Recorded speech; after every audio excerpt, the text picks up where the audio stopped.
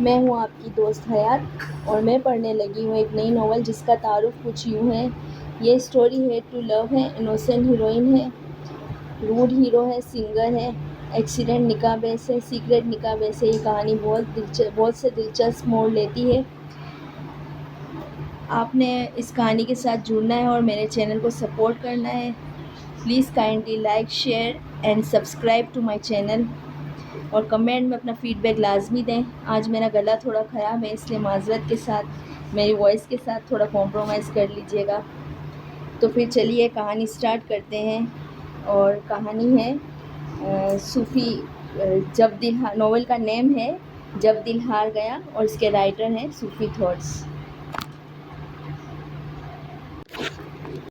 شام کا وقت تھا۔ چودھری حویلی کا آنگن روشن اور لائٹوں اور ہلکی ہوا کے جھونکوں سے بھرا ہوا تھا۔ خاندان کے سب لوگ چائے کے لیے جمع تھے۔ دادا جی اخبار پڑھ رہے تھے، دادی تسبیح گھما رہی تھی، اور چچا چچی اپنی روزمرہ کی باتوں میں مصروف تھے۔ سفیان اور عالیان، جو دونوں جڑواں کزن ہیں، کھیل کے موڈ میں تھے۔ اس دوران عبادت یونیورسٹی سے لوٹی۔ اس کے چہرے پر عجیب سی سنجیدگی چھائی ہوئی تھی۔ وہ عام دنوں کی طرح مسکراتی نہیں تھی۔ امی پیار سے: بیٹی آ گئی، کیسا رہا آج کا دن؟ عبادت ہلکی آواز میں: جی امی، ٹھیک ہی تھا۔ دادا جی نے چشمہ اتارتے ہوئے اس کی طرف غور سے دیکھا۔ دادا جی: بیٹا، تم کچھ پریشان لگ رہی ہو۔ یونیورسٹی میں سب خیر تو ہے نا؟ عبادت ہلکی مسکراہٹ کے ساتھ: جی دادا جی، سب خیر ہے، بس تھکن ہے تھوڑی۔ وہ جانتی تھی کہ گھر میں اپنی الجھنوں کا ذکر کرنا مشکل ہے۔ یہ ایک قدامت پسند خاندان تھا، جہاں بیٹیوں کی عزت، وقار اور باتوں کو بہت ناپ تول کر کہا جاتا تھا، مگر اس کے دل میں ایک ہی چہرہ گونج رہا تھا: کبیر چودھری۔ رات کے کھانے کے بعد سب اپنے اپنے کمروں میں چلے گئے۔ عبادت نے کمرے کا دروازہ بند کیا اور کھڑکی کے پاس جا بیٹھی۔ چاندنی اس کے چہرے پر پڑ رہی تھی، اور اس کی آنکھوں میں بار بار کبیر کی وہ جھلک آ رہی تھی جو وہ گٹار بجا رہا تھا۔ سب لڑکیاں اس پر فدا تھیں۔ اس نے خود سے باتیں کرنا شروع کی: عبادت دل ہی دل میں: یہ لڑکا کتنا مختلف ہے، سب اس کی دیوانی ہے، لیکن مجھے کیوں ہر بات میں وہ یاد آتا ہے۔ اس کی آنکھوں میں اتنی بے پرواہی، جیسے کسی کو کچھ سمجھتا ہی نہیں۔ پھر اس کیفے ٹیریا کا وہ منظر یاد آیا جب نتاشا روتے ہوئے کبیر سے وضاحت مانگ رہی تھی، اور کبیر نے اپنی سخت اور بے رحم باتوں سے اسے توڑ دیا تھا۔ عبادت سوچتے ہوئے: ایک لڑکی اتنا ٹوٹ کر اس سے سوال کر رہی تھی، اور وہ اتنی بے رحمی سے اسے جھٹلا رہا تھا۔ ایسے لوگ محبت کے قابل نہیں ہوتے۔ یہ کبیر چودھری نہ صرف مغرور ہے، بلکہ دل توڑنے والا انسان ہے۔ مجھے اس جیسے انسان سے نفرت ہے۔ اس کے دل میں عجیب سا بوجھ اتر گیا۔ ایک وقت وہ کبیر کو یاد کیے بغیر رہ نہیں پا رہی تھی، اور دوسری طرف اس کے رویے نے دل میں سخت نفرت پیدا کر دی تھی۔ شہر کی ہلکی تاریک گلی، جہاں دور کسی کونے میں کیفے کا بورڈ جل بجھ رہا تھا، وہ جگہ یونیورسٹی کے لڑکوں کی ہینگ آؤٹ پوائنٹ سمجھی جاتی تھی۔ وہاں ہمیشہ شور، کہکے اور سگریٹ کے دھوئیں کا ماحول رہتا تھا۔ کبیر اپنی مخصوص روڈ سویگر کے ساتھ کمرے میں داخل ہوا۔ اس کے ساتھ علی اور حماد بھی تھے۔ تینوں کے ہاتھ میں سگریٹ تھے، ٹیبل پر کولڈ ڈرنکس اور چپس رکھے ہوئے تھے۔ حماد ہنستے ہوئے: کبیر بھائی، آج تو مزہ ہی آ گیا۔ یونیورسٹی میں سب لڑکیاں پاگل تھیں آپ کے گانے پر۔ یار ایک دفعہ اور وہی گانا گا دو، ویسا سویگ پورے لاہور میں کسی کے پاس نہیں۔ علی شرارت سے: ہاں، اور دیکھنا وہ نئی فرسٹ ایئر کی لڑکیاں بھی سیدھی سیدھی لائن میں لگ جائیں گی۔ کبیر نے سگریٹ کا لمبا کش لیا، دھواں ہوا میں چھوڑا اور تلخی سے ہنسا۔ کبیر طنزیہ: لڑکیاں وہ سب ایک جیسی ہیں، آج کسی پر مرتی ہیں تو کل کسی پر۔ ان کے دل میں وفا نام کی کوئی چیز نہیں۔ میں کیوں کسی کے پیچھے اپنا وقت برباد کروں؟ علی اور حماد ایک دوسرے کو دیکھ کر مسکرائے۔ وہ کبیر کی باتوں کے عادی تھے، مگر کبھی کبھی حیران بھی ہو جاتے تھے کہ اتنی نفرت ایک لڑکے کے دل میں کہاں سے آئی۔ حماد سنجیدگی سے: لیکن یار سب لڑکیاں ایسی بھی نہیں ہوتی، کبھی کبھی کوئی سچی بھی نکل آتی ہے۔ کبیر کا چہرہ ایک لمحے کے لیے بدل گیا۔ اس کی آنکھوں میں ایک عجیب سا خالی پن چھلکنے لگا۔ کبیر آہستہ تلخی سے: سچائی، وفا، یہ لفظ میرے لیے مر چکے ہیں حماد۔ جس عورت کو میں نے سب سے پہلے جانا تھا وہ میری ماں، وہی تو سب سے بڑی بے وفا نکلی۔ علی اور حماد خاموش ہو گئے۔ وہ جانتے تھے کبیر جب بھی اپنی ماں کی بات کرتا اس کے اندر کا زخم تازہ ہو جاتا۔ کبیر غصے سے 5 سال کا تھا میں جب اس نے میرے باپ سے نفرت میں مجھے چھوڑ دیا، اپنی انا کے لیے، اپنی آزادی کے لیے۔ ایک بچہ اس کے لیے بوجھ بن گیا۔ تبھی میں نے سیکھا کہ محبت، شادی، یہ سب دھوکہ ہے۔ کبیر نے کولڈ ڈرنک کا گلاس زور سے میز پر پٹکا۔ کبیر سخت لہجے میں: میری زندگی کا اصول سیدھا ہے، میں کسی پر یقین نہیں کرتا اور نہ کبھی کروں گا۔ بس اپنی مرضی سے جینا ہے، اپنی دنیا کے حساب سے۔ علی نے کبیر کی طرف دیکھا اور بات ہلکی کرنے کی کوشش کی۔ علی مسکرا کر: ہاں یار، اور اس سویگ میں تو تم کبیر چودھری ہو، وہ یونیورسٹی کی ہر لڑکی کا خواب ہے۔ کبیر نے ایک اور کش لگایا اور سرد لہجے میں کہا: کبیر، خواب؟ میں ان کے خواب توڑنے کے لیے آیا ہوں۔ کمرے میں سناٹا چھا گیا، صرف سگریٹ کا دھواں اور کولڈ ڈرنکس کی بوتلوں کی ٹھنڈک سنائی دے رہی تھی۔ کبیر چہرے پر وہی روٹ مسکراہٹ، مگر آنکھوں میں کہیں نہ کہیں بچپن کا زخم اب بھی تازہ تھا۔ کیفے ٹیریا کا ماحول ہنسی مذاق سے بھرا ہوا تھا۔ عبادت، حور، آیت ایک کونے میں بیٹھی گپ شپ لگ کر رہی تھی۔ اچانک علی ٹرے میں کافی اور کولڈ ڈرنک لیے ان کے پاس آیا۔ علی مسکراتے ہوئے: السلام علیکم۔ سوچا اپنی کزن اور فیانسے کے ساتھ وقت گزاروں۔ آیت نے شرماتے ہوئے نظریں جھکا لی، جبکہ حور نے فوراً شرارت شروع کر دی۔ حور چھیڑتے ہوئے: واہ علی بھائی، گھر میں تو شاید زیادہ ٹائم نہیں ملتا، اس لیے یونیورسٹی کا بہانہ ہے۔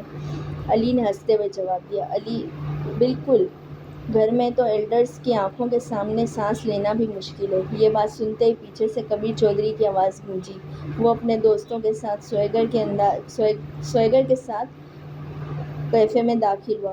کبیر زور سے ہنستے ہوئے: کیا بات ہے علی، فیانسے کے پاس بیٹھنے کے لیے بھی یونیورسٹی چاہیے، گھر میں اجازت نہیں ملتی نا؟ سارا کیفے ایک لمحے کے لیے خاموش ہوا، پھر ہلکی ہنسی کی آوازیں آنے لگیں۔ آیت شرمندگی سے پسینے میں ڈوب گئی۔ عبادت کا غصہ ایک دم بھڑک اٹھا۔ عبادت سخت لہجے میں: کبیر، یہ تمہاری عادت ہے نا دوسروں کی ذاتی زندگی میں ہر جملے پر جملے کسنے کی، تمہیں شرم آنی چاہیے۔ کبیر نے سگریٹ جیب میں ڈالا اور قدم قدم سویگر دکھاتا ہوا سیدھا عبادت کے پاس آیا۔ کبیر طنزیہ: اوہ ہو مس پرفیکٹ کو تو سب باتوں میں پرابلم ہے۔ میں نے علی اور آیت کو کچھ غلط نہیں کہا، حقیقت تو یہی ہے کہ ہمارے خاندانوں میں آج بھی سب عجیب سمجھا جاتا ہے۔ عبادت تلخی سے: تمہیں کسی کی عزت اچھالنے کا کوئی حق نہیں۔ آیت میری دوست ہے اور علی اس کا منگیتر، یہ ان کا نجی رشتہ ہے، تمہارا نہیں۔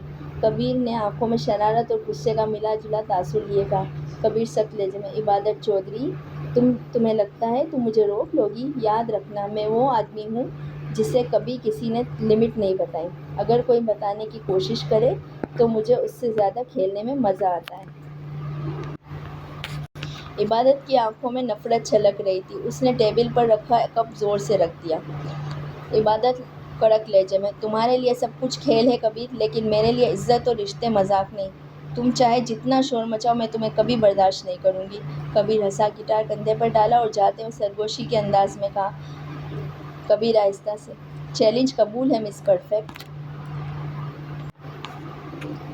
کلاس روم میں سب طلبہ اپنی اپنی جگہ پر بیٹھے تھے۔ پروفیسر زبیر ہال میں داخل ہوئے، ہاتھ میں فائلز تھیں۔ ان کے چہرے پر ہمیشہ کی طرح سنجیدگی اور آنکھوں میں سختی تھی۔ پروفیسر زبیر: گڈ مارننگ کلاس۔ سب نے ایک ساتھ جواب دیا: گڈ مارننگ سر۔ پروفیسر نے کرسی کے آگے آ کر کہا: آج میں آپ سب کے لیے ایک نیا اسائنمنٹ لایا ہوں۔ یہ معمولی اسائنمنٹ نہیں، بلکہ آپ کی پریکٹیکل لرننگ کے لیے ایک بڑا اسٹیپ ہے۔ کلاس میں سب کی نظریں انہی پر جمی رہیں۔ پروفیسر زبیر: یونیورسٹی کی طرف سے فیصلہ ہوا ہے کہ آپ سب کو گروپ ڈاکیومنٹری پروجیکٹ دیا جائے گا۔ موضوع ہوگا ناردرن سائٹس کے چھوٹے ولیجز کا لائف سٹائل اور ان کے ریسورسز۔ کلاس میں ایک دم سرگوشیاں شروع ہو گئیں۔ کچھ اسٹوڈنٹ خوش تھے تو کچھ اسائنمنٹ کے بوجھ سے پریشان۔ حور ہنستے ہوئے عبادت سے: واہ، یہ تو ایڈونچر لگ رہا ہے۔ سفر ہوگا یا ڈاکیومنٹ؟ سفر بھی ہوگا اور ڈاکیومنٹری بھی۔